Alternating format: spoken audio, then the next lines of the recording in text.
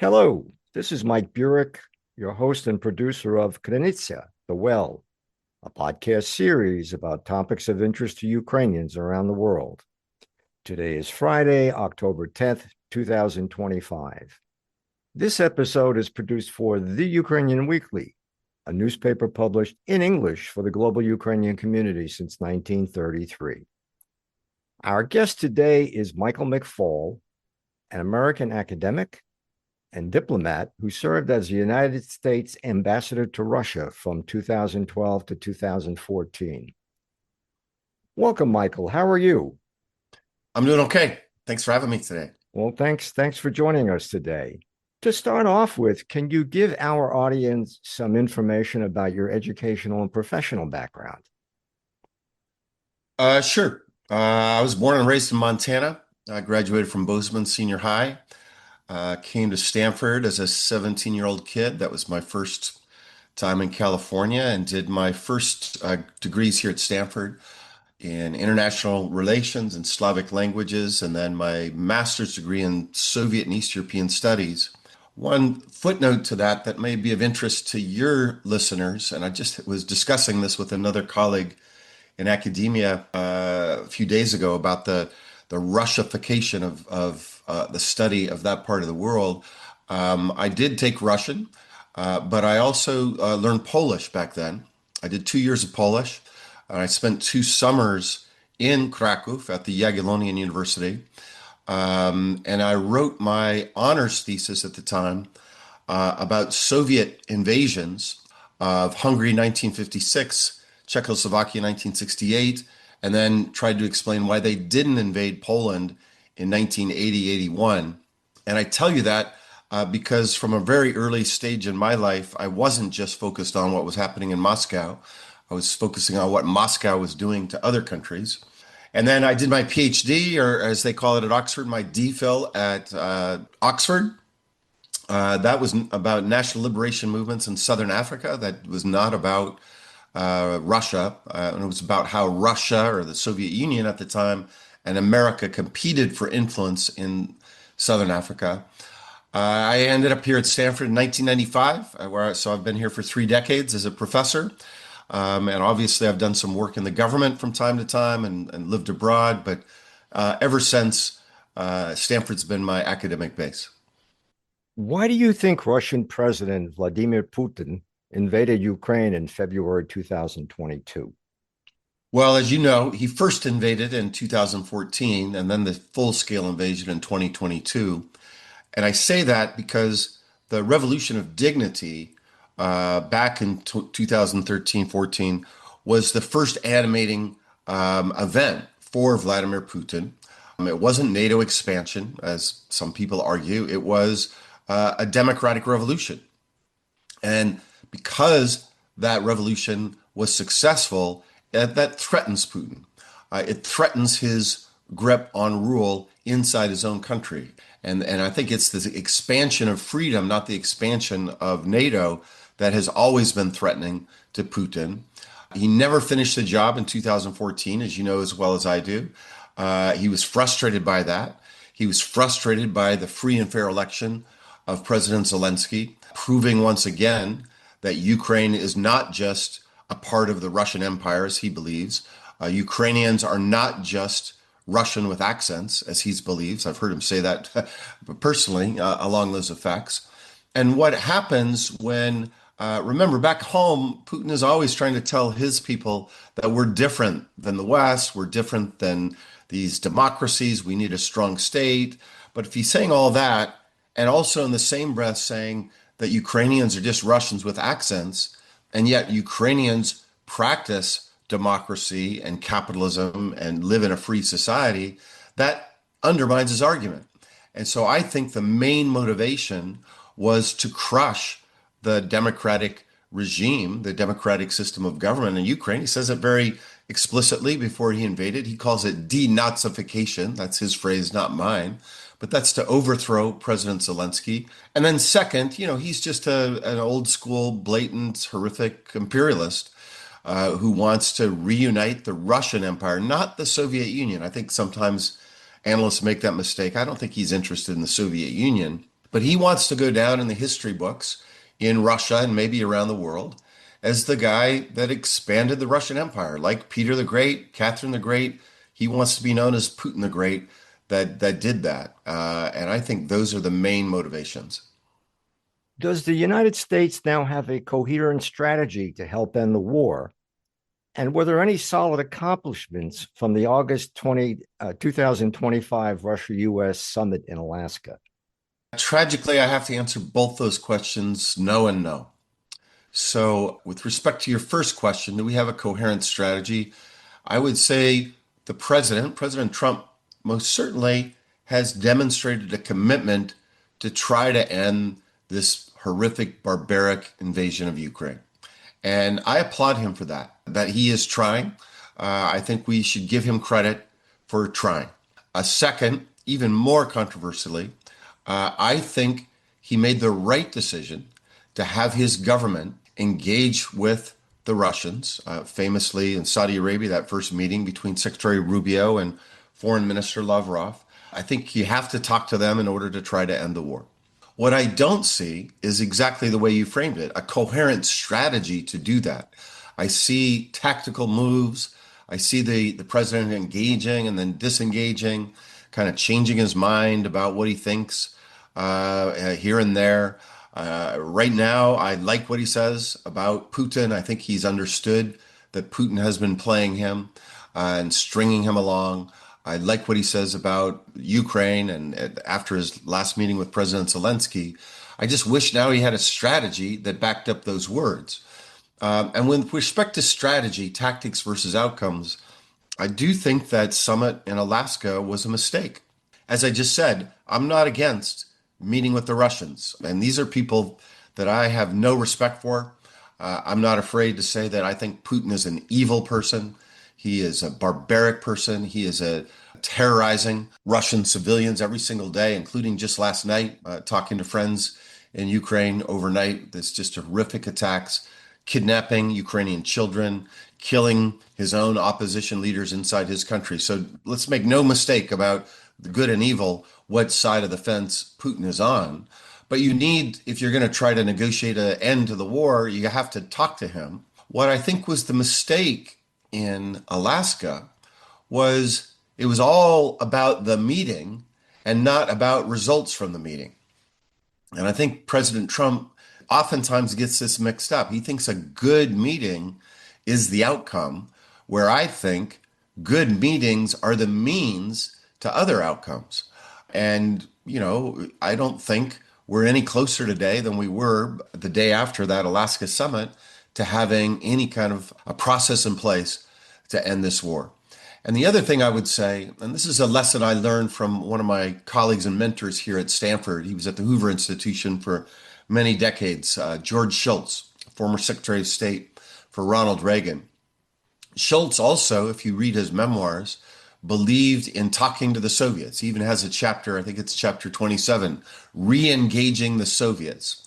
And that chapter is written about 1982, before Gorbachev. Gorbachev comes along, it's easy to talk to those guys. He was talking about before Gorbachev and why in the pursuit of American national interests, he had to talk to those, those communists. But he says something very important in that chapter that I wish the Trump team would learn, is that when you're engaging with them, you don't have to check your values at the door, and you don't have to pretend to be friends. I think this idea of trying to be friends with Putin, and Special Envoy Witkoff, who has met with Putin many, many times, I blame him for this too. He tries to be Putin's friend, and he thinks that's going to help in the negotiations. I think it's exactly the opposite. I think when you do that, when you literally roll out the red carpet for Putin, as they did in Alaska, Putin looks at that as signs of weakness, not signs of respect. And so I just would wish they would just stop all the happy talk and just get on to much more serious negotiations with him. Michael, in your August 27, 2025 article in the journal Foreign Affairs, you suggest that President Trump needs to organize two sets of separate negotiations to help end the war. What are they, and how should they take place? Yeah, thanks for asking, because I think this is very important to have any success. And in Alaska, President Trump negotiated about the end of the war and about security guarantees for Ukraine at the same time.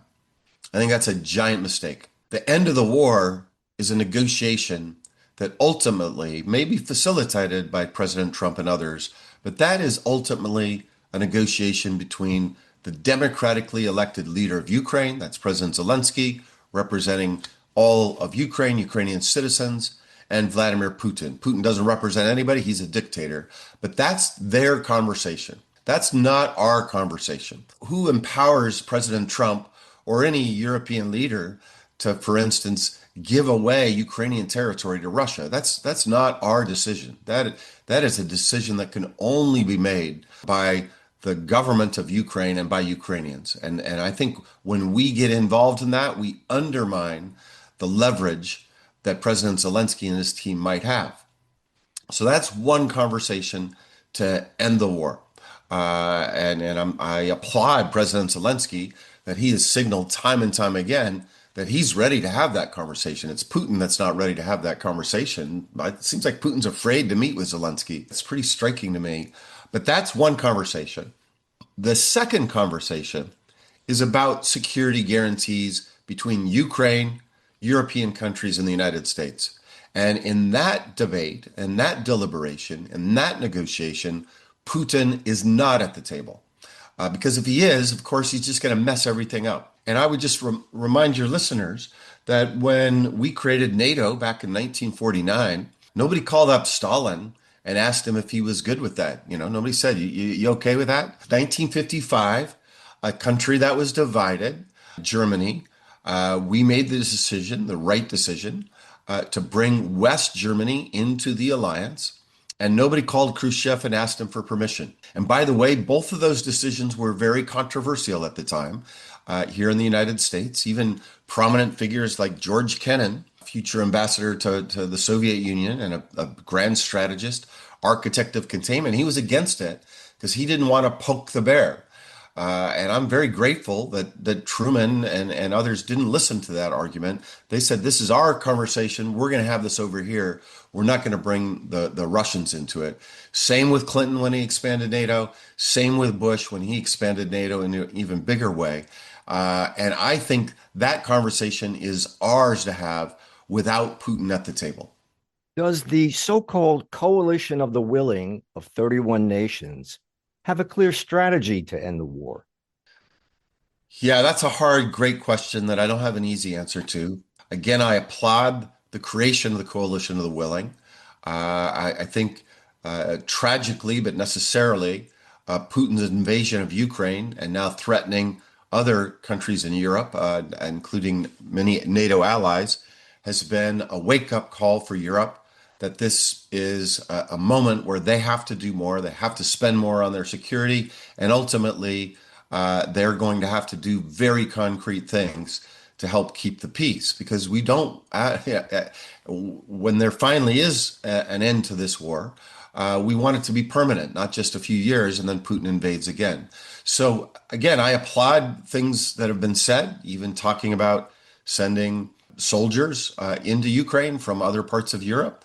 I also think it's important to underscore that when there finally is an end to the war, even if it's just a ceasefire, Ukraine will ultimately become a very important exporter of security. Right now, Ukraine's an importer of security.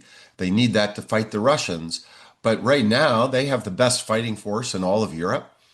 They have some extraordinary technologies, especially in drone warfare.